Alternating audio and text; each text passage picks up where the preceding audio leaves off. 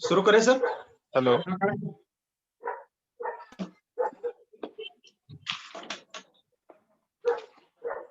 Hello. Hello.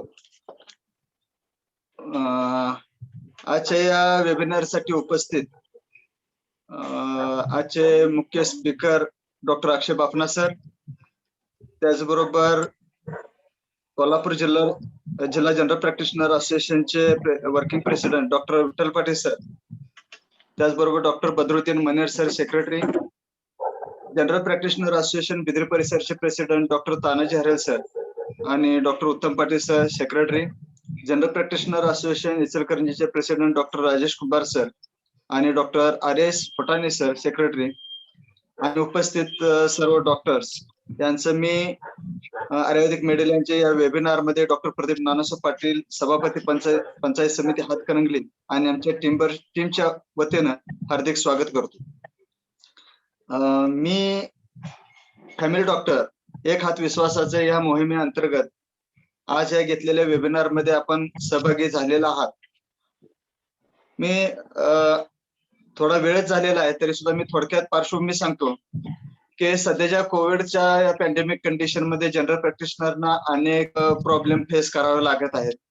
General practice मध्ये येणारे problems, आणखीन त्याचबरोबर पॅन्डेमिक ऍक्ट नुसार प्रशासकीय यंत्रणेकडून जे काही नोटीस वगैरे येत आहेत, हे परिस्थिती पाहता जनतेने कशा पद्धतीने पेशंट हाताळले गेले पाहिजेत आणि पॅन्डेमिक ऍक्ट नुसार आपण कशा पद्धतीने प्रिकॉशन घेतले पाहिजे, ह्या गोष्टी जनरल प्रॅक्टिशनरना माहित होणं आवश्यक आहे.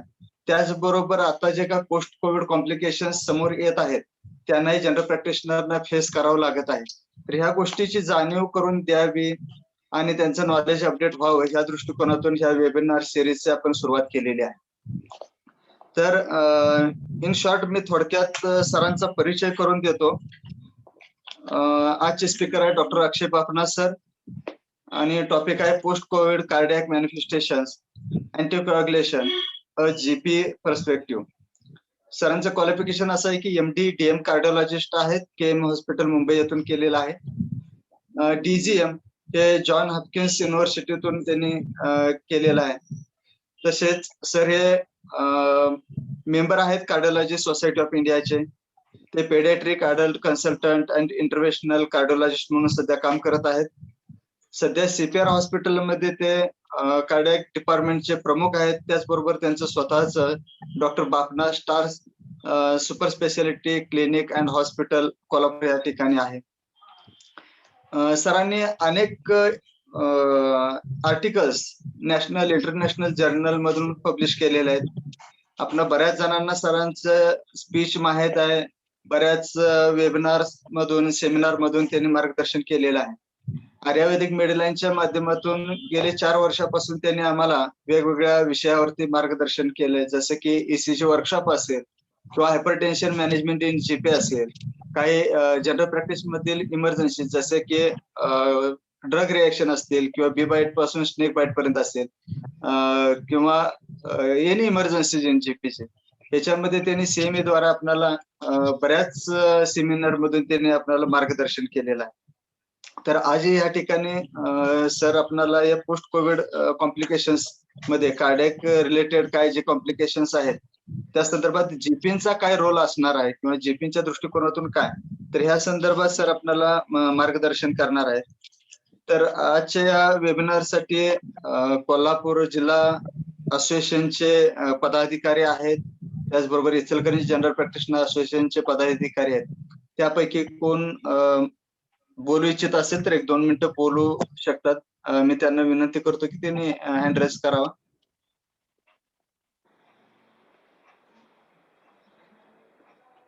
मनेर सर. हा, नमस्कार.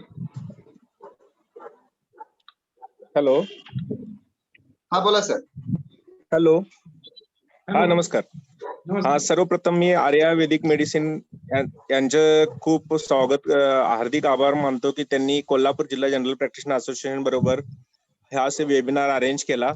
तसेच अक्षय बापना सर जे की फेमस कार्डिओलॉजिस्ट आहेत, कोल्हापुरातले सर्वांना सर्वज्ञात आहेत आणि त्यांच्या ज्ञानाचा नक्कीच आपला सर्वांना फायदा होईल. कारण पॅन्डेमिक अजून काही संपायचं नाव घेत नाही. 2 वर्ष झाली होत आली जवळपास, आणि दुसरी लाट म्हणता म्हणता आता तिसरी लाट होऊ घालत आहे, पण तरीही हा प्रॉब्लेम अजून कंटिन्यू चालूच आहे. आणि अशा जनरल प्रॅक्टिशनरना खूप प्रॉब्लेम फेस करावे लागत आहेत. पोस्ट कोविड पेशंट जे आहेत ते जनरल प्रॅक्टिशनरकडे जातात. अजून पण आपल्याकडे जनरल फिजिशियन हा कन्सेप्ट आहेच. तर अशा वेळेला हा खूप म्हणजे खूपशा गोष्टींचा प्रॉब्लेम येत आहे. प्रत्येक वेळेला पेशंटचे कंप्लेंट्स वेगवेगळे असतात, काही कॉम्प्लिकेशन्स होतात. तर ते जितक्या लवकर जनरल प्रॅक्टिशनरला डायग्नोस होतील तेवढ्या त्यातून survival rate post Covid complication मध्ये जे डेथ रेट मॉर्टॅलिटी आहे ती सुद्धा कमी होऊ शकेल. आणि नंतर जे होणारी कॉम्प्लिकेशन लाईक फायब्रोसिस किंवा MI सडन पेशंटला बसत आहे, स्ट्रोक बसत आहेत, ते प्रिव्हेंट करण्यासाठी मदत होईल. तर मी या सगळ्यांसाठी कोल्हापूर जिल्हा जनरल प्रॅक्टिशनर असोसिएशन कडून आपल्या सर्वांचं, अक्षय वापना सरांचं, आर्युवेदिक मेडिसिन त्या सर्वांचा हार्दिक आभार मानतो आणि वेबिनार आज सुरुवात करावी अशी विनंती करतो. थँक्यू. धन्यवाद सर. फार वेळ न घेता मी सरांना विनंती करतो की आपल्या स्पीचला सुरुवात करावी. Thank you so much Mohite sir, Pradeep Patil sir, Badruddin sir. आणि एक छान जे प्लॅटफॉर्म क्रिएट केलेला आहे अवेअरनेस प्रोग्रामचा, त्याच्याबद्दल मी खूप खूप आभार आहे. आणि मला एक ऑपॉर्च्युनिटी दिली आपण माझा एक्सपिरियन्स या 2 वर्षाचा करून जे जे काय मी जमा केलेली केसेस वगैरे आहे ते मी माझ्या पद्धतीनं ट्राय करेल बेस्ट तुम्हाला एक्सप्लेन करून, आणि काय प्रिकॉशन आपण घ्यायला पाहिजे एक जनरल प्रॅक्टिशनर एक OPD बेसिसच्या लेवलवर हे आपण प्रयत्न करायचं करू. तर या मी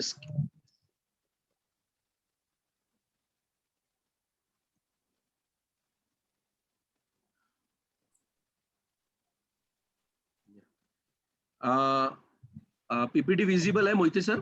येस सर. Okay fine. तर let us start our presentation. तर आज आपलं डिस्कशन असणार आहे कार्डियक मॅनिफेस्टेशन आणि अँटीकॉग्युलेशन. आणि डेफिनेटली जाता जाता माझा एक्सपिरियन्स वॅक्सिनेशन बद्दलचा पण मी अपडेट करून जाईल, कारण वॅक्सिनेशन रिलेटेड काय प्रोज आणि कॉन्स आहेत ते पण आपल्याला माहिती असणं गरजेचं आहे. So let us start with the presentation. तर सगळ्यात पहिला एक छोटंसं अपडेट मी देणं गरजू समजतो की कोविडनी हृदय आणि हृदय रिलेटेडचे ऑर्गन्स जे आहेत, जे ऑल कनेक्टेड सर्क्युलेटरी सिस्टीम मध्ये काय काय प्रॉब्लेम्स केलेले आहे, तर त्याच्यामध्ये एक नटशेल सांगतो. मी काय डिटेल्स जाणार नाहीये की काय, पण आपल्याला माहिती असणं गरजेचं आहे. कारण लक्षात ठेवा, प्रत्येक वेळी आपले डोळे तेच बघतात पेशंट्स मध्ये जे आपल्या मेंदूला माहिती असतं.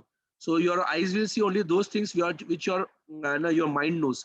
सो त्यासाठी एक बेसिक कॉन्सेप्ट आपल्याला माहिती असणं गरजेचं आहे, की तो आहे की जेव्हा कोविड व्हायरस शरीरामध्ये एंटर होतो लंग्सच्या थ्रू, तर तो हृदयाला डायरेक्टली एफेक्ट करू शकतो. म्हणजे हृदयाच्या मसल्सला इन्फेक्ट करून त्याला इन्फ्लमेशन करू शकतो. त्याला आपण मायोकार्डायटिस असं म्हटलं जातो. किंवा तो डॅमेज करून ट्रोपोनिन आय सारखे गोष्टी वाढून हार्ट फेलियर, अरिथमिया असले पार्ट्स पण ते वाढवू शकतो. आणि that is the reason sudden cardiac death जे व्हायला लागलेत कोविडच्या मध्ये किंवा कोविडच्या नंतर, तर त्यामध्ये 33% कॉन्ट्रीब्युशन हे कोविडच्या व्हायरस रिलेटेड इन्फेक्शन आणि troponin I, CPKMB, LDH levels वाढल्यामुळं बघायला भेटायला लागलेत. तसंच हृदयाला रक्तपुरवठा करणारी कॉर्नरी आर्टरीज ज्याला म्हणतो आपण, त्याच्यामध्ये पण हा एंडोथेलियल डिस्फंक्शन म्हणजे प्रॉब्लेम क्रिएट करून तिथं ब्लॉकेजेसचं प्रमाण वाढतो. म्हणजे लाल गाठीचं प्रमाण एकाएकी करून ते रक्तवाहिनीला टोटल ब्लॉक करतो. आणि ते ब्लॉक केल्यानंतर तर हृदयाला अटॅक होऊ शकतो. मी तुम्हाला सगळे केसेस दाखवणार एक एक करून असं काय एक्सप्लेनेशन आहे. तर हे सगळ्यात मोठं आहे. सो जस्ट टू रिवाइज की डायरेक्टली कोविडच्या मुळे डायरेक्टली मायोकार्डियल डॅमेज होऊ शकतं. दुसरं आहे की पूर्ण शरीरामध्ये इन्फेक्शन पसरून पेशंट हायपोटेन्शन मध्ये जातो. त्याला आपण कार्डिओजेनिक शॉक पण असं म्हटलं जातो. आणि त्याच्यानंतर पेशंट तो क्रॅश होतो. तसंच डायरेक्टली मायोकार्डियमची डिमांड सप्लाय मिसमॅच करून हे डॅमेजेस क्रिएट करतो. आणि त्याच्यामुळे हे प्रॉब्लेम होऊन हृदयाला अटॅक बसू शकतो. काही काही वेळेला जी चरबीची गाठ आहे, म्हणजे आपण जे ब्लॉकेज म्हणतो, ज्याच्यासाठी एंजिओप्लास्टी किंवा बायपास केली जाते, ती ब्लॉकेज एकाएकी फोडून तिथंच रेड थ्रोम्बस म्हणजे लाल गाठीची गाठ निर्माण होऊन अटॅक येऊ शकतो. त्याला अॅक्यूट कॉर्नर सिंड्रोम असं म्हटलं जातो. किंवा ड्रग्स थेरपी जे वापरले जातात कोविडसाठी, त्याच्यामुळं पण हे पेशंट्सला डायरेक्ट डॅमेज होऊ शकतो. उदाहरण फॅबिफ्लूचं एक एक्झाम्पल जर मी घेतले, की फॅबिफ्लू आपण खूप कॉमनली इन अँड आउट लिहितो. पण लक्षात ठेवा Fabiflu is also very important to increase the uric acid levels in the body. आणि त्याच्याचमुळं पोस्ट फॅबिफ्लू घेतल्यानंतर पेशंट्स जनरलाइज विकनेस आणि लो इजेक्शन फ्रॅक्शन्स येण्याचे पण बघायला भेटायला लागल्यात आपल्याला. सो त्याच्यावर काळजी घेणं गरजेचं आहे. आणि तसंच वी नो स्टिरॉइड्स असेल ते टॉसिलिझुमॅब आहे, आपल्या आपल्या ठिकाणी सगळ्यांचं काही ना काही तर कार्डियकवर इफेक्ट्स आहेत. सो तेही आपण चर्चा करू. HCQs आणि लोपिनावीर रिटर्नावीर जे वापरायचं पहिला होतं, आता अलीकडे आपण सगळे बंद केलेले आहेत. पण शुअरली कुठं ना कुठं तर हृदयावर त्याचे इफेक्ट्स पण बघायला आपल्याला भेटायला लागले. सो आता ह्याच्यानंतर हे समजल्यानंतर बेसिक जर समजलं असेल तर let us now study the cases. म्हणजे मी केसेस माझ्या प्रॅक्टिकल लाईफ मध्ये काय बघितलंय ते केसेस मी तुम्हाला समोर आणतोय. काही केसेस आहेत मोहिते सर आणि सगळे कुठं बोर वाटायला लागले तर मला नक्की सांगा, आपण तिथे थांबून बंद करू. कारण एव्हर ना खूप इंटरेस्टिंग आणि खूप खूप केसेस आम्हाला बघायला भेटायला लागलाय. मी शॉर्टली शेअर करेल, पण please let me know, time constraint असल्यामुळे कुठं मला थांबवायचं असेल तर. लेट अस गो. पहिली केस जी मी प्रॅक्टिकली बघितली आहे ती सगळ्यात पहिला एक 29 वर्षाची एक लेडी होती जी कोविड मधून रिकव्हर झाली. तिचा सिटी स्कॅनचा स्कोर होता 24/40 आणि कोरॅट्स 0.06 होता, म्हणजे RT-PCR पण पॉझिटिव्ह होती. आणि सिटी स्कॅनवर एकदम क्लासिकली ते दिसत होतं निमोनिया कोविडचाच. 6व्या दिवशी पोस्ट रिकव्हरी झाल्यानंतर, ओके, 29 वर्षाची लेडी 6व्या वर्षी रिकव्हर झाल्यानंतर तिला डाव्या हातावर स्वेलिंग दिसायला लागलं. सो इथं बघू शकता, हा फोटोग्राफ मी घेतलेला आहे त्या पेशंटचाच, की माझ्याकडे पेशंट आली होती आणि हे स्वेलिंग तुम्ही बघू शकता. हे सगळं काळासारखं पडायला लागलंय पण स्वेलिंग आलेलं आहे. आणि तसंच त्याचा ECG केलं गेलं आणि इको केलं गेलं, तो दोघीही नॉर्मल होते. तर काय करायला पाहिजे हे next? Can anyone answer? What can be the possibility? हे काय करायला पाहिजे? What should B think about? हे फोटोला परत बघा. आय रिक्वेस्ट मोहिते सर आणि प्रदीप पाटील सर की हा सेशन थोडासा आपण 2 वे ठेवू, 1 वे ठेवण्याची ऐवजी, कारण मला लोकांचा विचार करण्याची क्षमताला ऍडव्हान्स करायचा आहे. So I request everyone to please answer however is possible. Mohite sir, Pradeep Patil sir, please take a lead आणि सांगा आम्हाला कोण रेडी आहे, की ही असं स्वेलिंग जर आलेली आहे तर काय करणं सगळ्यात इम्पॉर्टंट आहे. Yes, Bhanudas Kolaskar sir, please answer. काय तुम्ही रेस केलेल्या hands, you are the first person. या प्लीज तुम्ही सांगू शकता सर हे काय आपण करायला पाहिजे आणि काय तुमच्या डोक्यात काय चालू आहे? की असाच पेशंट माझ्याकडे वॉकिंग आला आणि काय करायला पाहिजे असं? Sir Doppler can be done. Colour Doppler. Absolutely, very fantastic sir. Colour Doppler डाव्या हाताचं करणं अत्यंत महत्वाचं आहे. You have to do a Doppler. Which Doppler are you like to do? Arterial Doppler, venous Doppler? कारण सर मला let me tell you, एक डॉपलरची कॉस्टिंग 1800 ते 2000 रुपये पर्यंत आहे. आणि ऑलरेडी वी नो की आपण सगळे ब्लेम्ड झालेलो आहेत, की सगळ्यांनी आपल्याला सांगितलेलं की we have looted many people, असं गैरसमज लोकांमध्ये आहे. पण लोकांच्या मध्ये चर्चा आहे, तर मला एक उत्तर व्यवस्थित द्या. ह्या लिमला बघा, परत फोटो दाखवतो, ह्याला बघून मला एक सांगा, आर्ट्रियल करणार की व्हीनस डॉपलर करणार डाव्या हाताचा? पण ब्लॅक पडायला. Sir, arterial Doppler is indicated because the hand looks like bluish green. It may be cause gangrene due to blockage of the arterial. Okay okay sir, okay. So तुम्हाला असं म्हणायचं आहे की हे डॉपलर आर्ट्रियल लेवल पण आहे.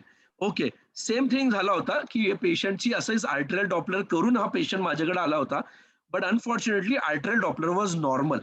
Okay, arterial Doppler was normal. So let me tell you once again, whenever you see such swelling, तर एक लक्षात ठेवा की स्वेलिंग विथ लिटिल ब्लॅकनिश असेल तर थिंक फर्स्ट ऑफ व्हीनस. कारण व्हीनस मध्ये ब्लड रिटर्न होतो हार्टकडे आणि त्याच्यावर म्हणून बॅक प्रेशर रिलेटेड स्वेलिंग जास्त येतात. जर हा आर्ट्रियल ब्लॉकेजेस असला असता तर हार्ट स्ट्रिंक व्हायला पाहिजे होता rather than swelling. So of course arterial Doppler could have always be consider in this possibility and it is not a wrong. But मी पहिला व्हीनस कन्सिडर केला, तसंच केला. सो मी व्हीनस डॉपलर पहिला केला आणि त्याच्यामध्ये extensive deep vein thrombosis of upper limb diagnosis आला.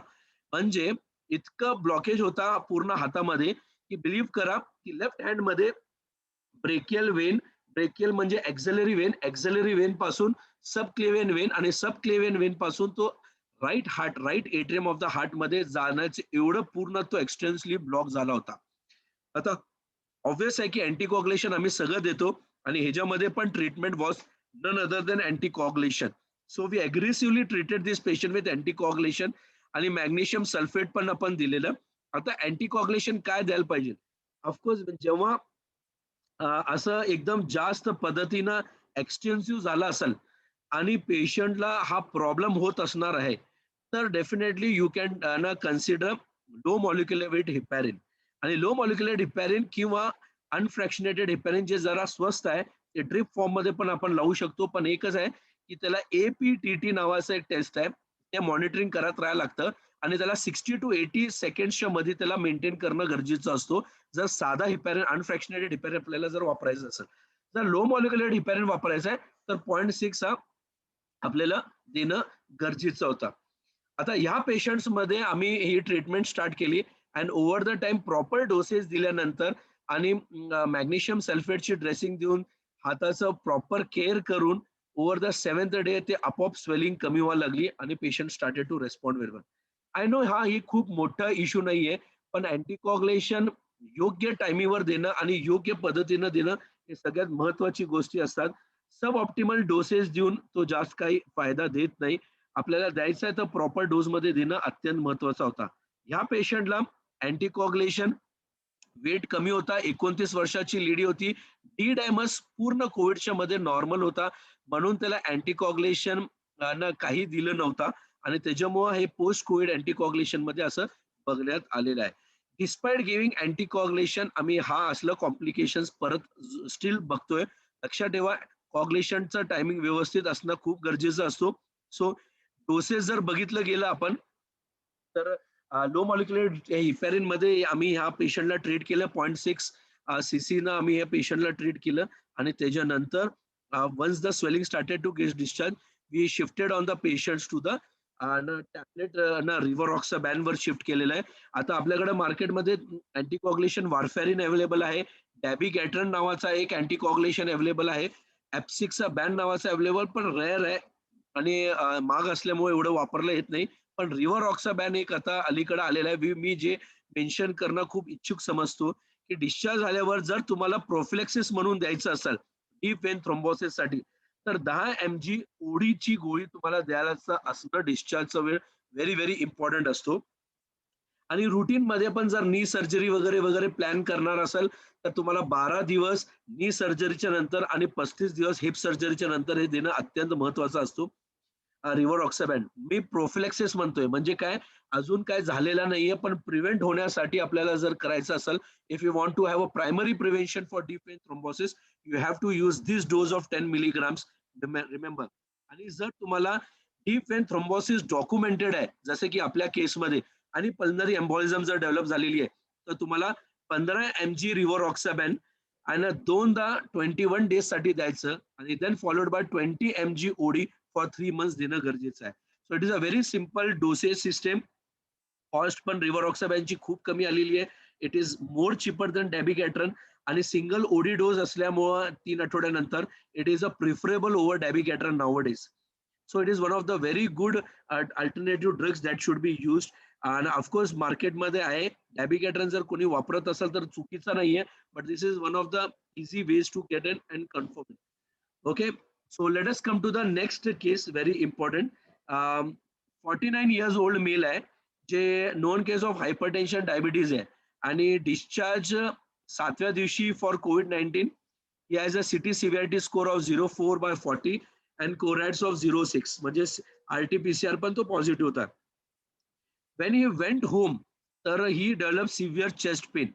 okay that was a very bad luck आणि अनफॉर्च्युनेटली तो परत ज्या सेंटरमध्ये परत गेला तर तिथं त्याला डिनाय केलं गेलं असं आहे वगैरे and then he was brought to our hospital at Kolhapur. तर त्यावेळी ECG हा गेला ECGचा. okay now again I open up this ECG to everyone in the audience.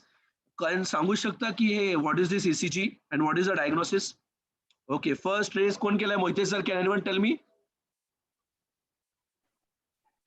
Pralhad Mansekar sir. Pralhad Munjekar sir. Okay sir, can you tell me sir काय diagnosis आहे ECGचा? Inferior wall infarction with reciprocal changes in anterior leads. In the Anterior leads. Okay, very good sir. Can anyone tell me the best part? अजून काय सांगू शकता याच्यामध्ये detail?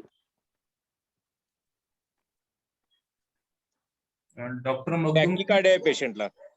Sorry, Sir, ST elevated, acute ST elevated कोण बोलताय? inferior let wall me introduce myocardial. First. Please introduce yourself. Good evening, sir. Dr. Praveen Magdum बोलतो sir. हो या, good evening Praveen sir. Sir काय वाटतंय तुम्हाला? Acute ST elevated inferior wall myocardial infarction. Okay sir, okay. हे तर सरांनी पण सांगितलं आपल्याला अॅक्यूट इन्फिरियर वॉल मायोकार्डियल इन्फॉर्क्शन आहे. पण मला तुम्ही सांगू शकता की किती टाइम झालेला आहे, याला कुठली आर्टरी ब्लॉक असण्याची शक्यता आहे? दिसतात तेवढंच आहे की अजून पण काय त्याच्यात दिसतंय? Yes, can anyone tell me more? Left anterior LED anterior, left Hello, anterior sir. descending artery असते. हा सर आणि- QA आहे इंटेरियर वॉलला. क्यूवेव तासाच्या आत इन्फिरियर मध्ये. वॉलला आहे. सर मला टायमिंग पाहिजे. आय थिंक तानाजी हरले सर, तुम्ही आहे इथं? Sir, एक तासाच्या अगोदरच आहे, 1 तासाच्या आत नाही. म्हणजे 1 तासाच्या आत आहे सर. होय. Okay ST okay elevated okay. inversion आहे. Yes, okay fine. So Tanaji sir आहे इथं? He is with us? नाही. नाही सर, ओके ओके सर. नाही ताना सर. लास्ट अजून एक चान्स देतो मी. अजून कोणाला उत्तर द्यायचं आहे?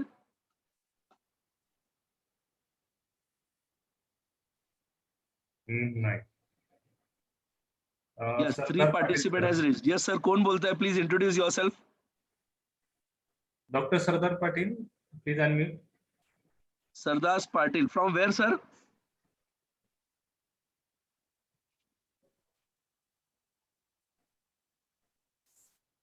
Hello. Hello. Yes Sardar Patil sir, बोला please. Hello. Yeah Sardar Patil sir, we are listening to you. Please tell us the diagnosis. There may be a posterior wall infarction. Excellent, fantastic. There is a possibility of posterior wall infarction also. No doubt about that, because there is an ST depression in V2 and V3 also which is seen. So I'll definitely like to reverse and see this ECG. पण सरदार Patil sir, तुम्ही सांगू शकता की हे 12 तासाच्या आत आहे की 12 तासाच्या नंतर आहे, आणि कुठली आर्टरी ब्लॉक असण्याची शक्यता आहे? 12 तासाच्या आतमध्ये सर. का सर 12 तासाच्या आत काय सर?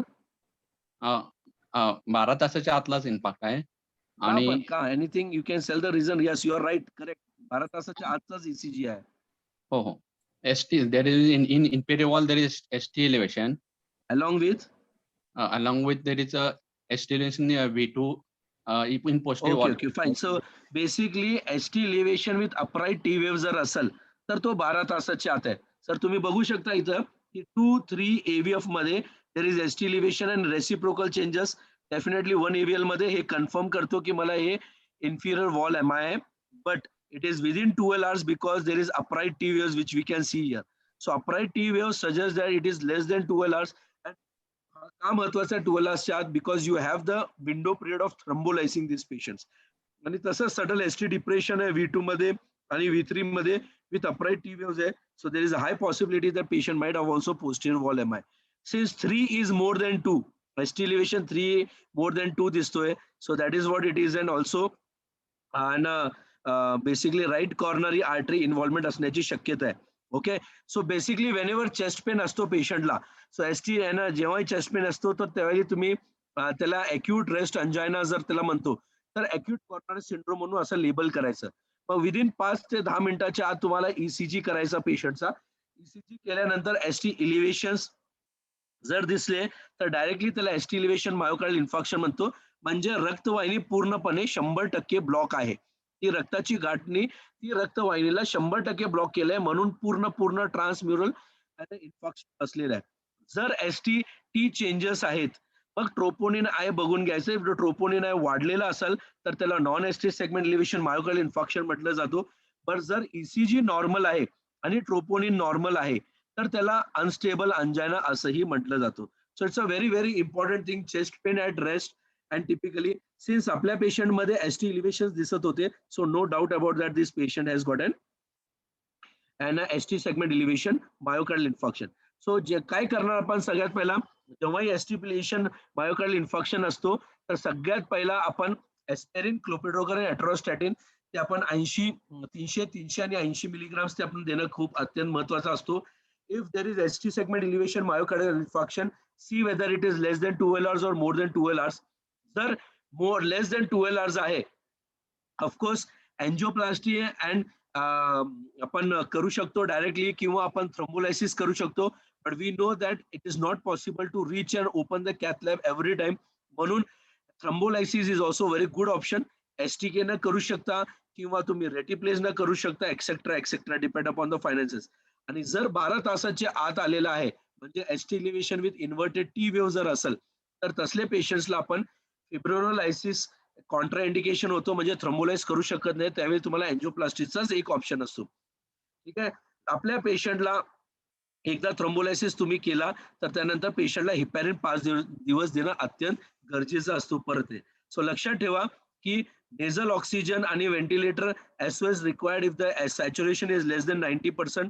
सॉर्बिटेड जेव्हाही द्या जेव्हा चेस्ट पेन असेल, अन्यथा देऊ नका पेशंटला, कारण सॉर्बिटेड नंतर बीपी एकदम फॉल होऊ शकतो आणि पेशंट क्रॅश पण असू शकतो. त्याच्यानंतर पेशंटला एसओएस मॉर्फिन पण तुम्ही देऊ शकता जर चेस्ट पेन कमी होत नसेल तर. आणि लास्टला इफ एनी ब्लिडिंग टेंडन्सी आहे, तर थ्रोम्बोलायसिस त्याला कॉन्ट्रा इंडिकेशन आहे. सो आणि तसंच जर एसटी इलिव्हेशन नसेल, अनस्टेबल किंवा नॉन एसटी सेगमेंट असेल, तर तुम्हाला हिपॅरिन द्यायचं आहे 5 दिवसासाठी. आणि लवकरात लवकर एन्जिओग्राफी बघून ब्लॉकेजेस किती आहे, एन्जिओप्लास्टी करायची की बायपास करायची, ते तुम्हाला ठरवणं अत्यंत महत्वाचं असतं. So management of myocardial infarction, या पेशंटला आम्ही थ्रोम्बोलाइज केला. आणि कारण माझा असा एक्सपिरियन्स आहे की कोविडमध्ये इनफॅक्ट ह्या डिस्ट्रिक्टमध्ये ऑलमोस्ट जास्तीत जास्त पेशंट्स चे एन्जिओग्राफीज आणि एन्जिओप्लास्टी कोविड पॉझिटिव्हची केसेस आम्ही CPR मध्ये करू शकलो. त्याचा पेपरही आम्ही पब्लिश करणार आहे. तर आमचा असा अनुभव आहे की जितकं तुम्ही कन्झर्वेटिव्ह लाईन ऑफ मॅनेजमेंट करता, तेवढे आउटकम चांगले असतात. ऑफकोर्स नो डाऊट इमर्जन्सी असेल आणि एन्जिओप्लास्टीची गरज आहे, तर you have to do it. But always conservative line of management has proven much benefit as compared to putting a stent in every case. So that is what is my experience and I am sharing with you all. Let us come to the third case. Okay. 42 वर्षाचा एक mail आहे आणि he has recovered from COVID-19. Okay. And he is having a CT severity score 18 होता 40 पैकी आणि CORAD 6 होता. He was complaining of breathlessness. Okay. breathlessness even after 1 month of discharge. Okay, 1 महिन्यानंतरही त्याला discharge होता. ऑफकोर्स हा common complaints आहे आणि तुमच्या ओपीडीला everyone faces this. He came to our OPD and was brought to our hospital again. Oxygen level as usual आपण पहिला check करतो, 96 ऑन रूम एअर होता. त्याचा repeat HRCT was done by one of the physicians before coming to us. So there was no evidence of fibrosis आणि lung lesions जे होते तो रिकव्हरिंग lesions होते. ओके, म्हणजे थोडक्यात ब्रेथलेसनेस आहे पेशंटला आणि पेशंटचा ऑक्सिजन लेवल पण चांगला आहे. पेशंट रूम एअरवर कम्फर्टेबल आहे, पण जेव्हा चालतो वगैरे तर त्याला दम लागतो. तो म्हणतो की सर मी दररोज अंघोळ करायची कोविडच्या अगोदर. ऑफकोर्स सगळे करतात, पण अंघोळ करण्याच्या आत्ता मी जे ते करतो तर मला खूप दम लागतो. खास कर जेव्हा मी डोक्यावरून पाणी टाकतो तर त्यावेळी मला हे त्रास खूप होतो. So this was a complaint which was very classically seen. Of course I would have not done an HRCT in this patient. Okay, so एक लक्षात ठेवा, एक टेक होम मेसेज मी तुम्हाला इथं देणं आवश्यक समजतो की कोविडच्या नंतर HRCT स्कॅन जर एकदा केली आहे आणि तुम्हाला एक स्कोअरवर माहिती पडलेला आहे, तर बेटर नेक्स्ट टाइम तुम्ही त्याची एक्सरेस करा रिकव्हरिंग मध्ये. कारण HRCT केल्यानंतर तोच स्कोरिंग वगैरे दाखवत असतात. I think everyone you might have experience about that. Repeat CT scan will show the same changes किंवा स्कोर तेवढंच देत असतात आणि पेशंट तर रिकव्हर होतोय पण स्कोर तेवढं देत जातो. सो पॅनिक सिच्युएशन होतात. So X rays are very well in the recovering stages. HRCT is very good only to determine the first score this. So हा एक इम्पॉर्टंट मेसेज मी तुम्हाला असं माझा एक्सपिरियन्स आहे मी तुमच्याशी शेअर करतोय. सो ह्या केसमध्ये मी काय करणार next? Can anyone tell me what should be done?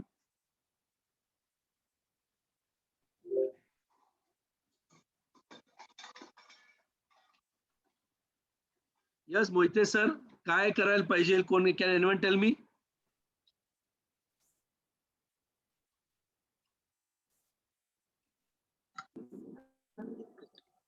Mr. Akash says echo. Echo, sir. Echo. Okay, very good, excellent. So here is the echo sir. हे इको केला गेला, काय एक्सपेक्टेड आहे सर? तुम्ही इको का करणार याच्यामध्ये?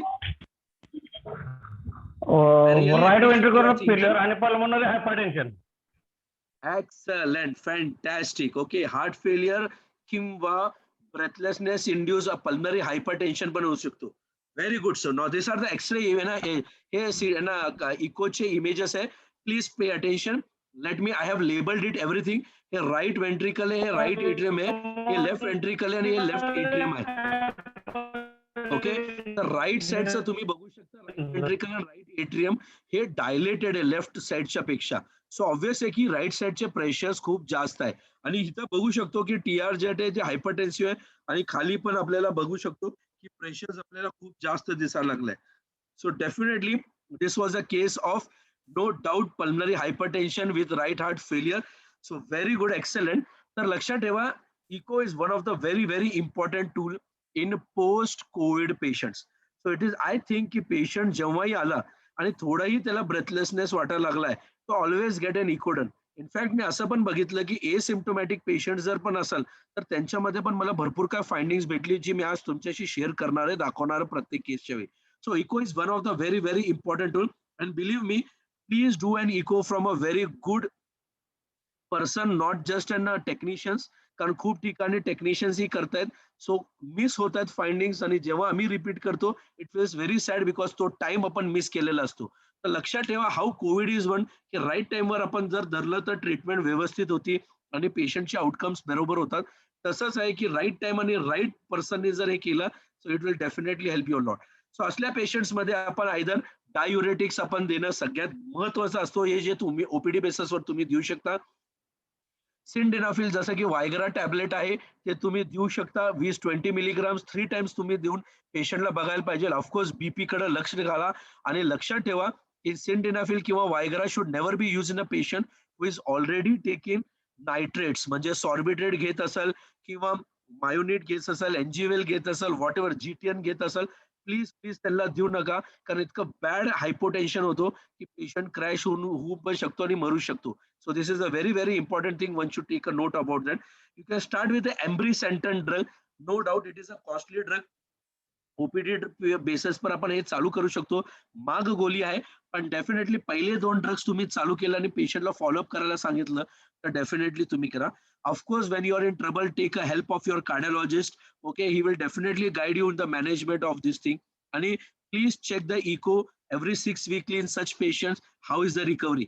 माझा असा अनुभव आहे की असले पेशंट्स मध्ये most common cause of pulmonary hypertension is no doubt pulmonary embolism. Pulmonary embolism मुळे पण सेकंडरी पल्मनरी हायपरटेन्शन होतो, जे रिकव्हर होऊन जातो मॅक्सिमम बाय 3 वीक्स. आणि काही काही लोकांमध्ये जास्त स्कोर असलेले पेशंट ज्यांच्यामध्ये फायब्रोसिस वगैरे झाला असेल तर त्यांच्यामध्ये सेकंडरी पल्मनरी हायपरटेन्शन होतो. सो असल्या पेशंट्समध्ये तुम्हाला मॅनेजमेंट करणं गरजेचं आहे. ऑफकोर्स पल्मनरी एम्बॉलिझम आहे तर अँटीकॉग्युलेशन तुम्हाला टाकणं अत्यंत महत्वाचं आहे. Will discuss later on also how has to be treated as in management of pulmonary embolism also. आणि हा लक्षात ठेवा, severe pulmonary hypertension with right heart फेलियरचा मॅनेजमेंट हे तुम्हाला अत्यंत असणं खूप गरजेचं आहे. So is that so clear friends everyone? हे सगळं समजलं का सगळ्यांना? Okay, so let us move to the next case, case number 4.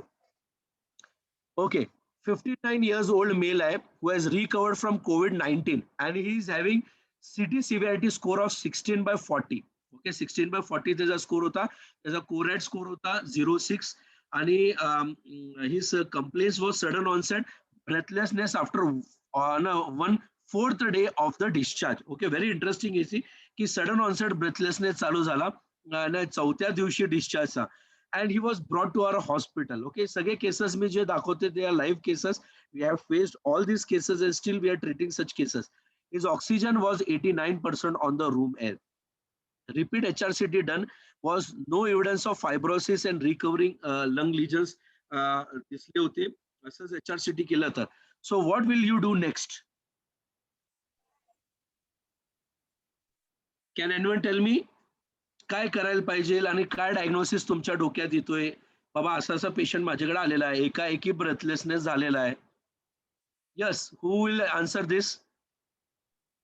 Pulmonary embolism. Okay, may I know who's talking?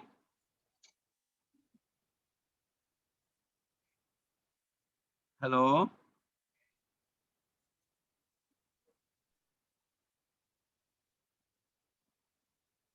Yes, Mohite sir, कोण बोलत होते? Can anyone tell me who is the doctor who's talking about this? Santosh sir, नाव काय त्यांचं?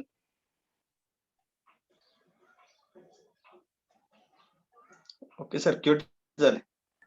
सरदार Patil sir. Okay, Sardar Patil sir, please answer. Pulmonary embolism, sir. Very good sir. Pulmonary embolism me suspect करणार. Of course दोन कारणामुळे, एक तर एक sudden onset breathlessness आहे आणि दुसरा सर हायपॉक्सिया आहे, ऑक्सिजन लेवल कमी आहे. ऑफकोर्स कोविड रिइन्फेक्शन मध्ये पण तुम्हाला असं बघायला भेटणार, सडन ऑनसेट निमोथोरॅक्स मध्ये पण असं बघायला भेटणार. So this are all the differential diagnosis. पण HRCT ऑलरेडी करून आलेला आहे पेशंटनी, त्याच्यामध्ये काही फीचर्स दिलेले नाहीये. तर तुम्ही कुठली इन्व्हेस्टिगेशन करणार पहिला? CT pulmonary angio करणार. एक्सेलंट. सिटी पल्मनरी एंजिओग्राफी करणार. सो सिटी पल्मनरी एंजिओग्राफी करणार. आम्ही ECG पण केला पेशंटचा. हा ECG बघून सांगणार आपण की काय आहे सर हे.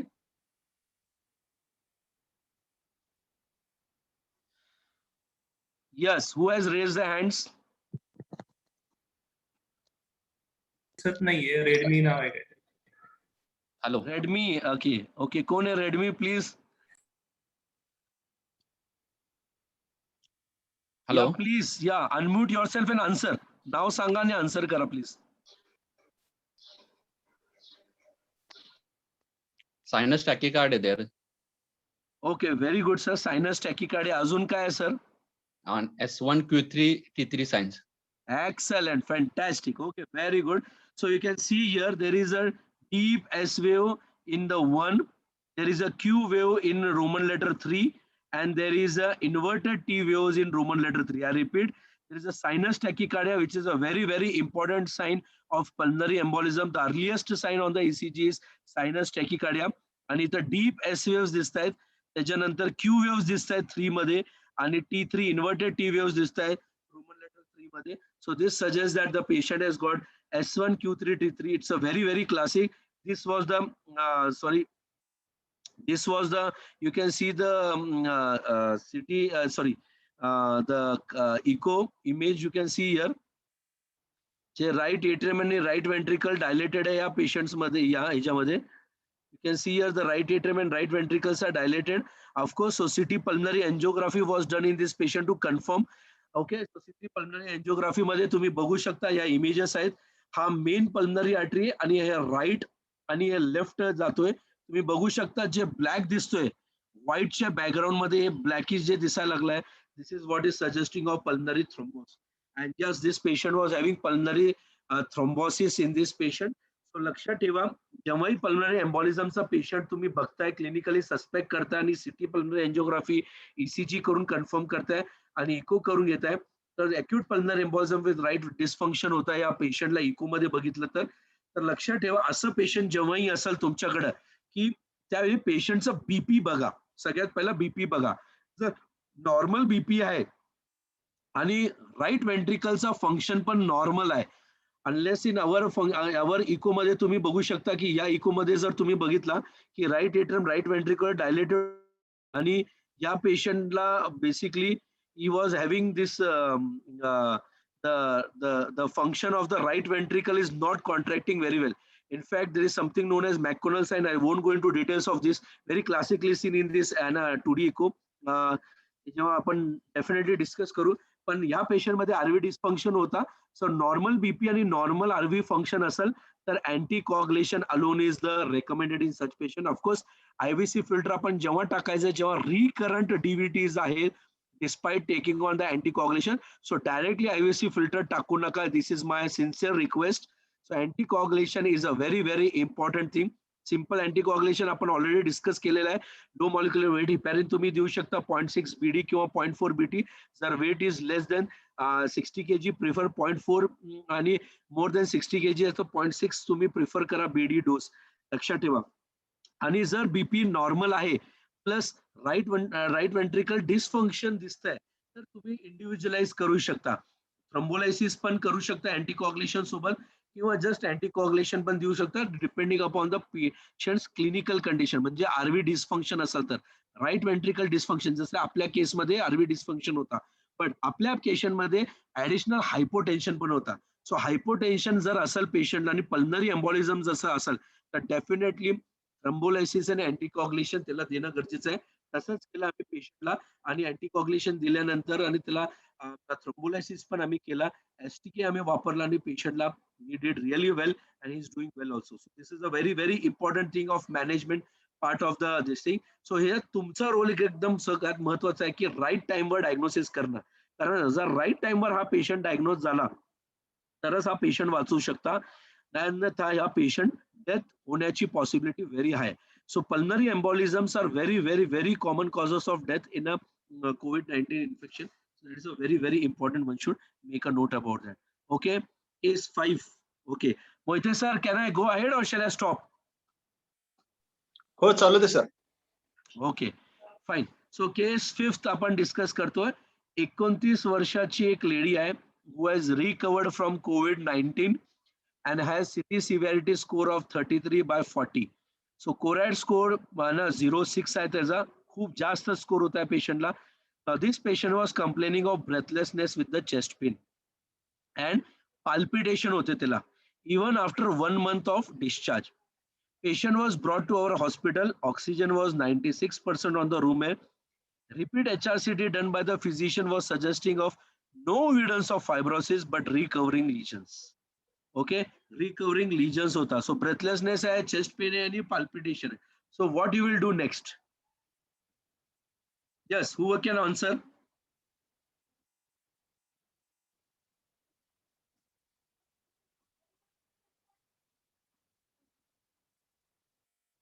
मोहिते सर 90 पार्टिसिपेंट्स आहेत. कोण आन्सर उत्सुक देण्याचं समजतं? कोणी हात उपर वरती केला नाही आज?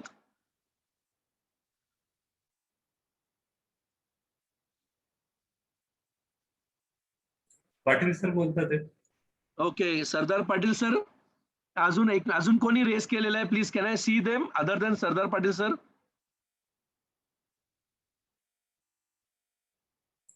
Doctor Bhanudas sir.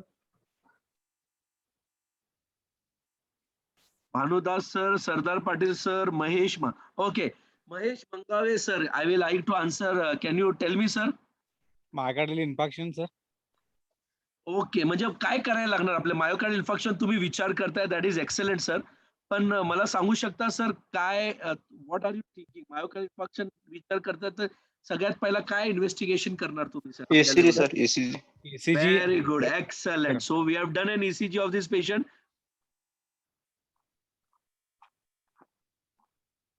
Yeah, so this is the ECG of that patient, sir. Okay, now I like to answer. Can anyone tell me what is the diagnosis of this thing?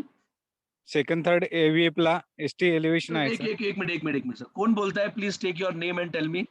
Doctor Mahesh Mangave. Okay, Mahesh sir, yes. Please सांगा sir, ST elevation कुठे कुठे दिसायला लागले तुम्हाला? Second third AVF ला आहे okay sir. आणि V5 V6 ला आहे सर. Inferolateral AMI. आहे. Okay sir. Okay sir, diagnosis काय sir? Inferior wall myocardial infection sir. Inferior wall Inferior infection. Inferolateral sir. Lateral. कोण बोलताय? अजून कोण बोलताय sir? Please take Sir. Your name and tell. Sir doctor Nitin sir. Sorry, it's my sincere request. स्वतःचं नाव घेऊन please सांगा so that we can understand and we can correct if something is going wrong and all the audience who are listening to this will also understand who is talking this. Sir doctor Nitin Wadak sir.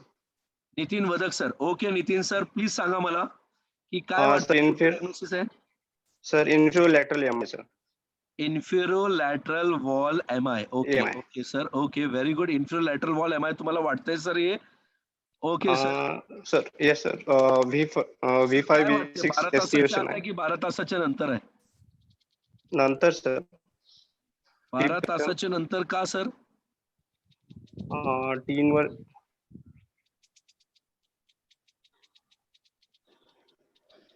T काय sir म्हणत होता आपण? upright नाही, sir. Like to answer? Hello sir.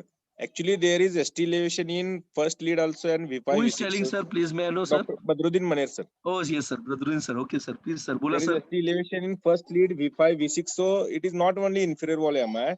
Yes, So sir. it is anterior, it is massive MI. That means anterior wall is involved totally. Okay, sir. And it is acute MI, sir, because QA is not prominent everywhere we can see. And as the ST segment is upward, that means more than 3 dimensions we can see. So it may be within 12 hours. Okay upright TVS म्हणतायत तर okay so elevation with upright TVS असेल तर less than 12 hours विचार करायचा. You are right sir. But anyone else would like to add to this? Sir अजून कोणी हात raise केला होता? Mohite sir. Hello. Yes sir. There is in all leads there is ST coving, sir. It suggests the Sardar Patil pericarditis. Sir बोलताय? हो. Yes sir. Please सांगा sir, नाव सांगा. Okay. ST elevation काय म्हणताय sir? What you were talking? ST coving आहे सगळ्या lead मध्ये बऱ्यापैकी आणि ते पेरिकार्डायटिस मध्ये suggest. Excellent, fantastic sir, beautiful, very good. Sardar sir, Mohite sir, त्याला श्योरली आपण कॅडबरी देऊ. Okay. Upward elevation. Yes, sir. Very good. Excellent. So you can see there is ST elevation in everything. Everywhere there is ST elevation. Everywhere there is ST elevation. So this is a very, very classic example of an acute pericarditis. So हा patient ला breathlessness आहे, chest pain आहे, palpitation आहे आणि जिथे जिथे ST elevation त्याच्यासोबत PR depression पण आहे. हे very classic. I have shown this too in my ECG lectures also. So या पेशंटचा मी इको जेव्हा केला, so you can see that okay या पेशंटचा इको पण आम्ही इको केला तर इको मध्ये you can see that there is definitely there is a pumping function of the left ventricle is decreased.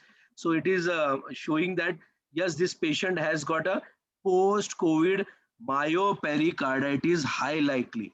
Okay, so post COVID, the EF compromise is there. The pumping function is decreased with such ECG if it is present. So this is a very classic. So whenever you have this is basically a heart failure hota ya patient la. So my diagnosis in OPD is that this is a case of heart failure with pericarditis. लक्षात ठेवा global MI होऊ शकत नाही कारण global MI असेल तर तुमच्याकडे OPD मध्ये तो पेशंट आला नसता. He would have succumbed down. So heart फेलियरचा हा पेशंट आहे आणि हार्ट फेलियरच्या पेशंट मध्ये तुम्हाला जेव्हा पंपिंग फंक्शन कमी असेल तो no doubt about that. So clinical science and symptoms of heart failure बघायला पाहिजे. त्याच्यानंतर आपण त्याचा अँटी प्रो BNP लेवल करायला पाहिजे आणि ट्रॉपाय CPK MB पण आपण करू शकतो. आणि इको मस्ट आहे की कुठलं टाईप ऑफ हार्ट फेलियर बघण्यासाठी. जर ते हार्ट फेलियर कन्फर्म झाला की हार्ट फेलियर तर तसं तुम्हाला ट्रीटमेंट करायला पाहिजे. जर हार्ट फेलियर नाहीये तर ते रूल आउट होणार. या पेशंट मध्ये जे ECG चेंजेस दिसायला लागलेत it is because of pericarditis. But since the EF is also compromised, muscles of the hearts are also involved, and that is the reason it is known as myopericarditis. So this is a very, very classic example which we have seen. Presently, this patient is being treated in my hospital and is about to discharge tomorrow. A fantastic case I had even. We have seen a lot of number of cases developing myocarditis. So echo is again very, very important in such case. Of course, ECG is very important. So whenever you see in a post-COVID patients, you have a symptoms of like orthopnoea आहे, टॅकिकार्डिया आहे, दम खूप जास्त लागा लागलाय. Okay, confusion मध्ये रात्री खूप दम लागतो जास्त खास कर. ओके, क्रेप्स दिसायला लागलाय किंवा तुम्हाला JVP दिसायला लागली रेज्ड आहे पेशंटची, थकवा दिसायला लागलाय, पेरिफेरल स्वेलिंग आहे, ॲब्डोमिनल डिस्टेन्शन जर असं असाल. So all this are the features which are suggesting of the heart failure. And heart फेलियरची मॅनेजमेंट आपल्याला माहिती आहे की always you should think about that की काय बघायचं असतो. सो ज्यावेळी तुम्हाला बीपी जर लो आहे आणि तुम्हाला बीपी लो असेल आणि एडिमा दिसत असेल तर तसल्या पेशंट्सना आपण कोल्ड वेट असं म्हटलं जातो. अन्यथा जर नो असेल म्हणजे बीपी लेस देन 90 नाहीये आणि कोल्ड एक्स्ट्रीमिटीज नो आहे नाहीये पण बीपी मोर देन 90 आहे पण एडिमा क्रेब्स JVP रेज्ड आहे पेशंटचा तर त्याला असं वॉर्म आणि ड्राय म्हटलं जातं. वॉर्म का? कारण पेशंटचा बीपी 90च्या वरती आहे आणि ड्राय का? जेव्हा इडिमा क्रेप्स वगैरे नाही आहे पेशंटला. सो असल्या पेशंट्सला आपण कॉम्पेन्सेटेड हार्ट फेलियर असं म्हटलं जातो. तसंच जर पेशंटला इडिमा क्रेप्स JVP रेज्ड आहे आणि बीपी लेस देन 90 नो आहे तर तसल्या पेशंटला आपण वॉर्म प्लस वेट असं म्हटलं जातो. असल्या पेशंट्स मध्ये आपल्याला डायुरेटिक्स वाढवायला लागतात जसे की डायुरेटिक्स लॅसिक्स असू दे, टाईड असू दे एक्सेट्रा. आणि जर कोल्ड पण आहे म्हणजे पेशंटचा बीपी पण लेस आहे आणि पेशंटचा त्याला दम पण म्हणजे असायटिस आहे, इडिमा वगैरे सगळं आहे, तर असल्या पेशंट्समध्ये क्रिटिकल असल्या पेशंट्सला ऍडमिट करणं अत्यंत महत्वाचं असतो. आणि असल्या पेशंट्सला आपण डिकॉम्पेन्सेटेड हार्ट फेलियर द्यायला लागतं, त्याला नॉरएड्रेनची ड्रीप वगैरे एक्सेट्रा वगैरे स्टार्ट करायला लागतं. आणि लास्टला खूपदा लॅसिक्सच्या मुळे पण फ्लुइड्स कमी होऊन जातात आणि पेशंट कोल्ड अँड ड्राय पण होऊन जातो. So this are all the possibility आणि त्याची ट्रीटमेंट असं करणं अत्यंत महत्वाचं असतो. या ट्रीटमेंट केल्यानंतर patient improved very nicely and he was doing really well. So this is a very important thing and take home message in the management of the heart failure. Okay, so this is in a nutshell of the management of the heart failure. So these were the cases which I've seen. One more case I want to show. मला spot diagnosis पाहिजे. कोण सांगू शकतो काय diagnosis या पेशंटचा?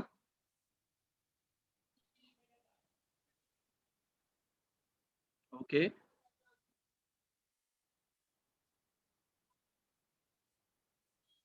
Yes, व्यवस्थित बघा या इको लूपला. हे एक दुसरा नवीन पेशंट आहे माझ्याकडं जे आला होता आणि त्याचे इको लूप्स आहे. कोणी सांगू शकता? हात वरती रेस करून तुम्ही उत्तर देऊ शकता.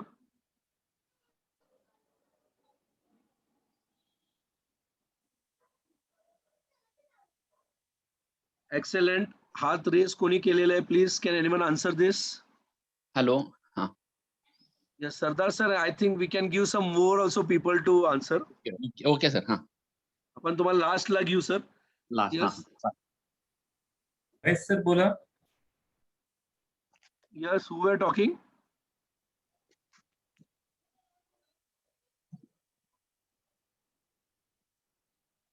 या please answer. Left atrial enlargement sir. कोण बोलताय सर? Doctor Mangave, Mahesh Mangave. Mahesh Mangave sir, left atrial enlargement बोलताय. Okay, it can be happen. जरा व्यवस्थित बघा सर, अजून काय वाटतंय तुम्हाला इको मध्ये? Okay okay, I will freeze it and I show you. Okay sir, हे राईट एट्रियम आहे, हे राईट वेंट्रिकल आहे, हे लेफ्ट वेंट्रिकल आहे आणि हे लेफ्ट एट्रियम आहे. ओके, आता इथं बघू शकता हे राईट एट्रियम मध्ये काय दिसतोय सर? हे यस और नो मांगावे सर? हा येस सर. काय दिसतंय सर? मास दिसतोय का? मास. हो sir. Yes, so this was a clot, okay, a big clot which was there in a patient. Okay, so I am not showing all the echoes, पण माझ्याकडे या कोविडच्या सीझन मध्ये चारी मध्ये left ventricle, left atrium, right ventricle, right atrium, pulmonary artery सगळ्यांचे clots मी बघितलेले आहे. ओके, सो अनफॉर्च्युनेटली जे लेफ्ट वेंट्रिकलचा एक मास होता तो एक डॉक्टरच होते आणि we operated on that patient. So this is a very very important post covid मध्ये की क्लॉट्स आपल्याला भरपूर बघायला भेटतात. Always keep a so echo is a very important tool. That is what is very important. One should make a note about it. So this clot which is there, ही clot खूप commonly बघायला भेटतो कारण हा पण एक pulmonary embolism लगेच देऊन सडन कार्डियक डेथ होतात. So anticoagulation is very important thing in such patient. आता एक इम्पॉर्टंट गोष्ट मी भरपूर लोकांना बघितलं की पेशंट्स ऍस्पेरिन वर दिले जातात किंवा खूप असं पण आहे की काही फिजिशियन्स म्हणतात की ऍस्पेरिन वर दिले तर आम्ही ते कंटिन्यू करतो. लक्षात ठेवा, खूप मोठी ट्रायल झाली त्याच्यामध्ये असा प्रूव्हन झाला की ऍस्पेरिनचा काही रोल नाहीये कोविडच्या ट्रीटमेंटमध्ये. So it's very clear in recovery trial finds that aspirin does not improve the survival for patient hospitalized with COVID-19. So please stop giving aspirin. Doesn't has any effect because एक लक्षात ठेवा, हे red clot आहे आणि red क्लॉटला dissolve किंवा कमी ठेवण्यासाठी anticoagulation is the only answer to this patients. Okay, aspirin आपण केव्हा देतं? जेव्हा व्हाईट थ्रोम्बस होतो. सो जसं की अटॅक आल्यानंतर तिथं ॲथ्रोस्क्लेरोटिक प्लाक असतो, त्याच्या आत जे प्लेटलेट्स होतात ते व्हाईट असतात, etcetera. So there is a role of this thing. So it's a very important thing that one should understand into the understanding of this problem. Is that so clear, friends? Everyone about that? Ki aspirin, please don't prescribe henceforth. If some patient who has come to you, if any patient who has come to you and is already undergone an angioplasty आणि तो angioplasty साठी aspirin clopidogrel खात असेल, तर तुम्हाला अँटीकॉग्युलेशन जर टाकायचं असेल तर मग तुम्हाला रिव्हरऑक्साबॅन 2.5 mg बीडी तुम्ही देऊ शकता असल्या पेशंट्स मध्ये. लक्षात ठेवा, असले पेशंट्स मध्ये अँटीकॉग्युलेशन ओनली रिव्हरऑक्साबॅन कॅन बी यूज. कारण वारफेरिन ही यूज करू शकतो but it can always have a high bleeding possibility. dapigatran should never be used on aspirin plus clopidogrel. Remember this, a very important take home message I wanted to give to everyone. एक important अजून एक message मला सांगायचं आहे की ना blood प्रेशरची प्रमाण पण पोस्ट कोविड खूप वाढलेले आहेत. We are seeing lot number of patients developing hypertension post covid. There are 2-3 reasons for it. The number 1 is a very important post traumatic stress disorder, त्याला आम्ही म्हणतो स्ट्रेस असल्यामुळे. आणि प्लस दुसरं आहे की स्टिरॉइड इंड्यूस पण हायपरटेन्शन डायबिटीज खूप बघायला भेटायला लागले. But again this is very very important thing and one should able to manage it properly.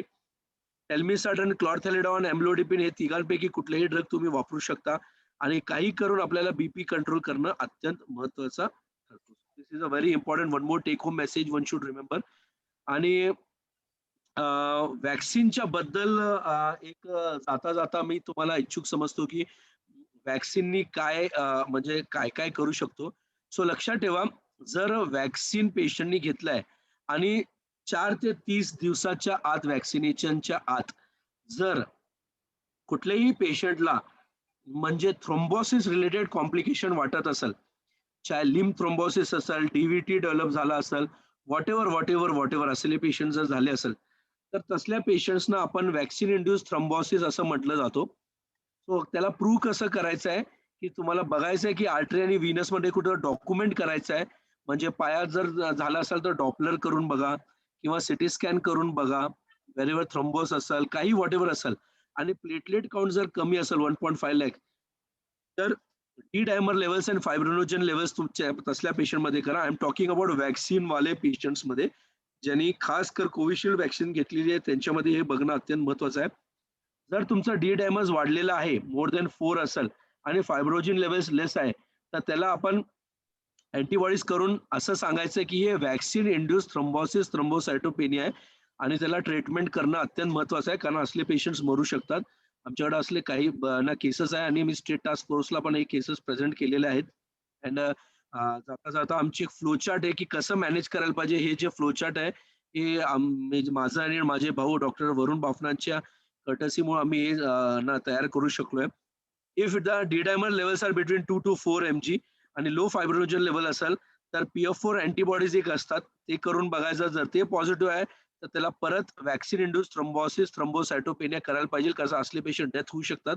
आणि जर नेगेटिव्ह असेल आणि फायब्रोनोजन लेवल किंवा डी डायमर लेस दॅन 2 असेल आणि वॅक्सिन घेतलं असेल तर तुम्हाला ट्रीटमेंट देण्याची काही गरज नाहीये. असल्या पेशंट्स मध्ये तुम्ही वेट अँड वॉच करू शकता. लक्षात ठेवा, वॅक्सिनमुळे ना व्हेरी लेस चान्सेस आहे. आम्ही ऑलरेडी हे सांगितलेलं आहे की वॅक्सिन घेतल्यानंतर क्लॉट फॉर्मेशन होण्याची शक्यता 0.0004% आहे आणि तुम्ही कोविड इन्फेक्शन झाल्यानंतर क्लॉट फॉर्मेशनची शक्यता 16.5% आहे. तर डेफिनेटली वॅक्सिन हे घेणं अत्यंत महत्वाचं आहे. It is must to take a vaccine. Remember this is very very important.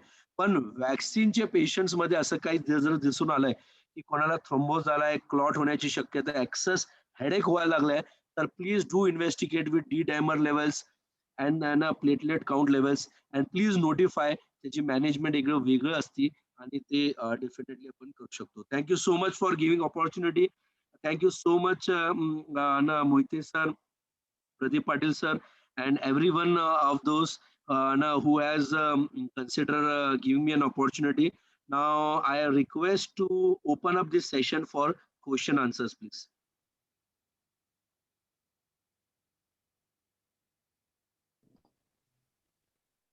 Hello काय क्वेश्चन असेल तर विचारू शकता.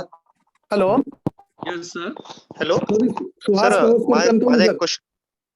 Yes sir. Bhutrada sir, please बोला ना sir. सर, अँटीकोगुलंट्स किती दिवस द्यायचे sir after post Covid? Yeah, excellent. That is a very good question, sir. लक्षात ठेवा सर, जर एक कोणाला इव्हेंट झालेला आहे, म्हणजे कुठं ना कुठं क्लॉट झालेला आहे, जसं की डीव्हीटी झालेला आहे, पल्मरी एम्बोलिझम डेव्हलप झाला, अटॅक आला होता, लकवा बसला होता, किंवा मी जसं केसेस दाखवले लिम्ब इश्केमिया झाला असणार, तर तसल्या पेशंट्स मध्ये minimum 3 months from the levels of D dimers getting normalized. I repeat again, D dimer levels normal झाल्यानंतर 3 महिन्या ह्या पेशंट्सला अँटीकॉग्युलेशन देणं अत्यंत महत्वाचं ठरतो. आता कुठल्या अँटीकॉग्युलेशन द्यायचं तुम्हाला ऑप्शन सगळे अवेलेबल आहे, तुम्ही देऊ शकता. आणि जर पेशंटला हा सर, मी डॉक्टर सुहास पावसकर.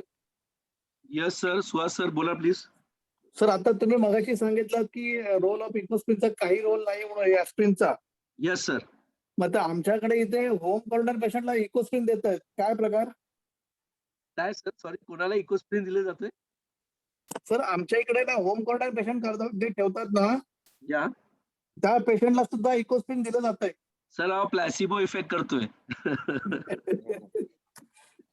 सर लक्षात ठेवा, I have shown you the this thing. आणि एक मोठी ट्रायल पण मी तुम्हाला दाखवली. मला माहिती होता हे क्वेश्चन विचारणार, कारण तुम्ही मी सगळ्यांनी ॲस्पिरिन केव्हा लिहिलेली आहे. पण बिलीव्ह मी सर, या स्टडीनी प्रूव्ह केलेलं आहे की ॲस्पिरिनचा रोल काही जास्त नाही, म्हणजे नाही आहे. कारण हे सगळं क्लॉट सिस्टीम आणि एंडोथेलियम डिस्फंक्शनचा रोल आहे. हे काय प्लेटलेटचा प्रॉब्लेम नाही आहे सर, हे कॉग्निशन सिस्टीम ऍक्टिव्हेशनचा प्रॉब्लेम आहे. तर तुम्ही अँटी प्लेटलेट देऊन काहीच काम नाही करणार आहे हे. इट इज जर तुम्ही ऍडिशनल देत असाल अँटी कॉग्निशनचा, तो कुठं ना कुठं थोडाफार फायदा होऊ शकतो. पण again I am telling you sir, आता रिसेंटली रिकव्हरी ट्रायल, खूप मोठी ट्रायल झाली, त्यांनी प्रूव्ह केलंय की इकोस्प्रिनचा किंवा ॲस्पिरिनचा रोल कोविडमध्ये काही रोल नाहीये. Anti cognition has definite role in prevention and mortality benefits. So आजपासून हा CME शिकल्यानंतर हाच एक एम आहे आपला, की मी GP, मी फॅमिली फिजिशियन जे आहे, हाच उद्देश आहे की आपल्याला आहे ना इथनं पुढं जायचं आणि आपल्याला लर्निंग घेऊन काय नवीन करता येतो ते बघायचं आपल्याला. आहे त्या घिसापट्टीमध्ये लक्षात ठेवणं नाही. मी जसं सांगत असतो प्रत्येक लेक्चरमध्ये की नोकिया फोन, अँबॅसेडर कार आणि HMTची घड्याला आता सोडण्याचा टाइम आलेला आहे. आपण जेव्हा otherwise will be in that back era. So we have to go ahead and we have to learn the new things and we have to go ahead sir. Hello. Yes sir. हा, doctor Badruddin Manne बोलतोय sir. Yes sir, Maner sir, please बोला sir. Sir, valvular heart डिसीजचे patient असतात. Very good. या तर त्यांना already ते Wharf वर असतं सर, वार्फ चालू असते. Absolutely sir. आणि आता तर प्रेग्नन्सी मध्ये तर कितीतरी असे पेशंट आहेत की ते आता पॉझिटिव्ह येतात, प्रेग्नंट लेडीज. त्याच्यामध्ये Right, sir. काही असतात मायट्रल स्टेनोसिसचे वगैरे पेशंट. तर अशा केसेस मध्ये sir, what is our preferral anticoagulant? That means already they are on warf, right? So how should we proceed in this case? Excellent question sir. I like to appreciate this very fantastic question. Sir, सगळ्यात पहिला वारफॅरिन usually प्रेग्नन्सीमध्ये आपण avoid करतो. आता त्याचा थोडं controversial आहे की 5 mg पर्यंत आपण देऊ शकतो, एक्सेट्रा एक्सेट्रा एक्सेट्रा. पण सर, एम्ब्रिओजेनेसिस मध्ये वारफॅरिन इज म्हणजे it causes damages. So warfarin should be better avoided sir. जितकं अवॉइड करता येईल that is the best thing.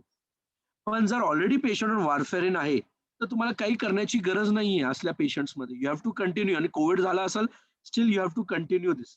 Late me tell you, first 12 weeks of pregnancy and last 4 weeks of pregnancy warfarin avoid करणं must आहे. असल्या पेशंट्समध्ये तुम्ही heparin वापरायला पाहिजे. There is only one. So only one anticoagulation जे is recommended in pregnancies, clearly recommended pregnancies, low molecular heparin or sada heparin. So whatever the heparin you get, you have to give that to the patients. आतापर्यंत कुठलाही oral anticoagulation has not proven the best role into that. Number 2, sir तुम्ही एक मला प्रश्न विचारला की rheumatic heart disease असेल. Let me make it again very clear to you sir. Rheumatic heart disease मध्ये वारफॅरिन सोडून आणि हिपॅरिन सोडून कुठलाही दुसरा अँटीकॉग्युलेशन काम मतलब वापरायचं नाही. कारण ओरली मध्ये वारफॅरिनच आहे आणि इंजेक्टेबल मध्ये हिपॅरिन रेकमेंडेड आहे. Rheumatic heart disease, particularly mitral वॉलचा डिझीज असेल किंवा mitral valve replacement, aortic valve replacement झालाय, तर तिथं तुम्ही रिव्हरॉक्साबॅन, डॅबिगॅट्रान, एक्सेट्रा, एपिक्साबॅन हे काही तुम्ही वापरू शकत नाही. तिथं तुम्हाला वारफॅरिनच किंवा इंजेक्टेबल वापरायचं असेल तर हिपॅरिन वापरू शकता. सो इथनं तुमच्या प्रश्नाचं उत्तर असंच आहे की प्रेग्नन्सी मध्ये जर पेशंट आली तर सगळ्यात मी बघणार की 12 आठवड्याच्या अगोदर आहे की 12 आठवड्याच्या नंतर आहे. जर 12 आठवड्याच्या नंतर माझ्याकडे आली आणि ऑलरेडी वारफॅरिनवर आहे आणि त्याचं सोनोग्राफीमध्ये बाळचं ग्रोथ वगैरे सगळं ओके असेल तर आय कंटिन्यू दॅट वारफॅरिन. पण जर काही प्रॉब्लेम असेल तर I shift on to the heparin. Clear झाला sir message? Thank you sir. Thank you. Thank you Manir sir. Hello, yes I'm Dr. Manchekar speaking. I yes want sir. to Pralhad ask sir बोला sir. regarding the exercise protocol. It is said that the COVID is a hypercoagulable state, so the exertion should be avoided, and at the same time, if you don't exercise, the chances of DVT are there. Yes, So sir. how much exercise? So it should not be severe. It's all right. But what are the general recommendations for the person who has recovered from the severe or critical period? That means if the slow walk is enough, or he can go for cycling, or what is the, and after how many Sir, I got period your of point. this thing? So you want to Yeah. let me know that how should I start working my patients? So it's a very clear, sir. On discharge, if the patient is able to do 6-minute walk test without any hesitancy, I mean to say, जर 93% च्या खाली त्याचा saturation fall होत नसेल 6-minute walk test वर on discharge, such patients should avoid isometric exercises and isotonic exercises. Okay, so isotonic थोडं तुम्ही करू शकता, पण आयसोमेट्रिक ट्राय कराल अवॉइड करायला पाहिजे. त्याला आपण म्हणतो bed side exercises you can do. But those patients who are already more than 93% despite 6-minute walk test on discharge, such patients can definitely start doing non-vigorous exercises. Non-vigorous exercises म्हणजे काय sir? Non-brisk walking for not more than 20 minutes per day, or simple PT exercises bedside, and number 3, spirometry ball exercises.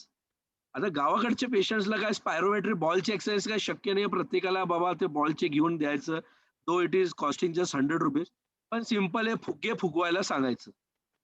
तो वेगवेगळे साईजचे फुगे जर फुगवायला चालू झाला, so the patient is really doing well. And I believe that inhalation exercises should be brought out more than the exhalation exercises. So my take home message is that जर पेशंटला Covid mild symptoms होऊन निघून गेलेले आहेत आणि on discharge 6-minute walk test is more than 93 to 95%, so such patients can start doing routine exercises. If the 6-minute walk test is between 93 to 95%, restrict their exercises to 20 minutes and non-vigorous exercises. And lastly, if the 6-minute walk test is less than 93% saturation, please avoid any doing isometric exercises. Isometric exercises म्हणजे sir, cycling, playing badminton, swimming, running, jogging, brisk walking. All these exercises has to be avoided in such patients. So you are saying about DVT. Sir DVT prevent करण्यासाठी तुम्ही पायाचे exercise तर ते घरात पण बसून आपण करू शकतो. आपल्याला ना पायाची जे टाच असतात ते flexion, extension, adduction, abduction, rotation आपल्याला करू शकतात ते घरी बसून. That much is sufficient enough to do that.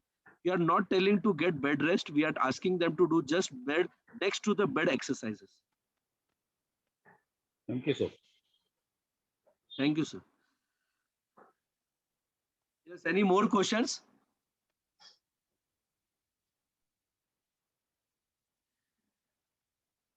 Hello. Yes, sir. Hello Yes, sir. Sir मी डॉक्टर प्रदीप बोलतोय. Yes, जर sir. D Please, sir. Dimer test जर पॉझिटिव्ह असेल तर त्या पेशंटला आफ्टर डिस्चार्ज किती दिवस द्यायची? Absolutely. So D dimers are raised at discharge away. So you have to ask them to follow up after 14 days on the oral anticoagulation. Now in this case, I like to prefer rivaroxaban. जर त्याला already काही event झालेला नाहीये तर 10 mg ओडीच्या डोजनं आपण देऊ शकतो.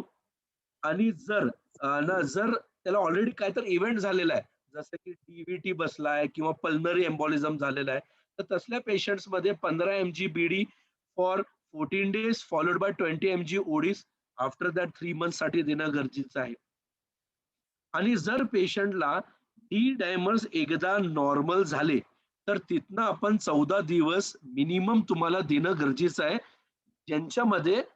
ज्यांना कोविड मध्ये कुठल्याही प्रकारचा क्लॉट फॉर्मेशन झालेला नाहीये. Only we have given as a preventive drugs or empirical treatment dose. तर तसल्या पेशंट्स मध्ये डी डायमर्स नॉर्मल आल्यानंतर 14 दिवस आपल्याला तो देणं गरजेचं जातो. हॅलो. यस. हा सर, डॉक्टर पंकज पाटील बोलतो. Yes, sir. तर आपण रिनल पॅथॉलॉजी असताना पेशंटला अनफ्रॅक्शनलाइज हिपेरिन देत असतो. Yes, असं sir. सांगितलं जातं. तर त्याचं रिझन कसं आहे किंवा काय त्याची हे आहे? सर कॅन यू परत सांगू शकता सर काय विचारताय तुम्ही? रिनल पॅथॉलॉजी किंवा आपण जर आर-एफ-टी डिरेंज असेल, तर Yes. अशा पेशंटला आपण लो मोलिक्युलर हेपॅरिन अव्हॉइड करतो. तर त्याचं काय राईट सर. हे आहे? सर सिंपल फंडा आहे. रिनल फेलियर जेव्हा असतात सर, रिनल फेलियर जेव्हा असतो, तर हो, सर. त्यावेळी आपल्याला कसं आहे, की सर ते सिंपल लॉजिकल आहे, की आपण आहे ना असले ड्रग्स वापरायचे ज्यांचा ॲक्शन छोटा असतो. तर मला पहिला लेट यू नो अनफ्रॅक्शनेटेड हिपॅरिन म्हणजे साधा हिपॅरिन आणि लो मॉलिक्युलर हिपॅरिन मध्ये एवढंच डिफरन्स आहे, की लो मॉलिक्युलर हिपॅरिन आहे ना हे लॉंगर ॲक्टिंग असतो. 12 तास काम करतो. म्हणून त्याला बीडी डोस दिलं जातं. आणि अनफ्रॅक्शनेटेड हिपॅरिन जे आहे त्याचं ॲक्शन 4 ते 6 तासच असतो आणि त्याच्यासाठी shorter acting drugs to be preferred कारण heparin is going to get excreted through the kidneys आणि त्याच रिझन आहे की we are suppose to avoid the heparin unfractionated heparin which are longer acting because bleeding tendencies वाढायची शक्यता असतो. Clear झालं sir?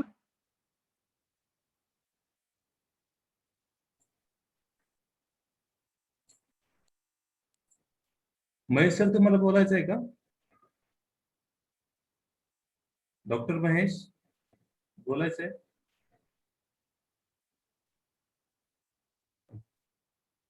Mohite sir you can continue. Okay, thank you sir. बऱ्याच अगदी पोस्ट कोविड मध्ये असणाऱ्या कॉम्प्लिकेशन्स पैकी बऱ्याच डाऊट्स क्लिअर झालेत असं दिसतंय.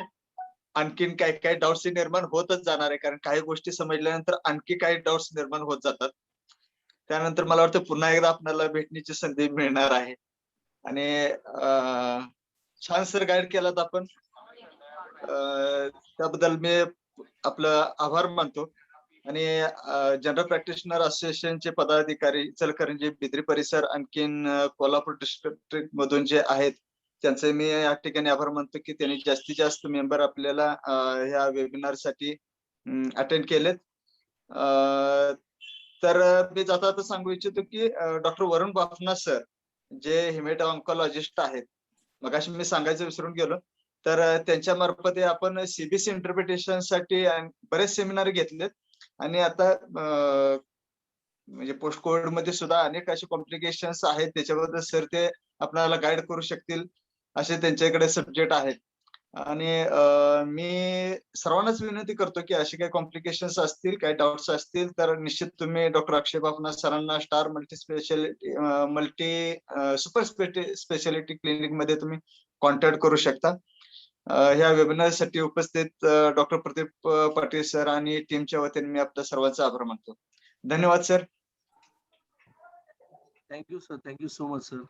Thank you sir.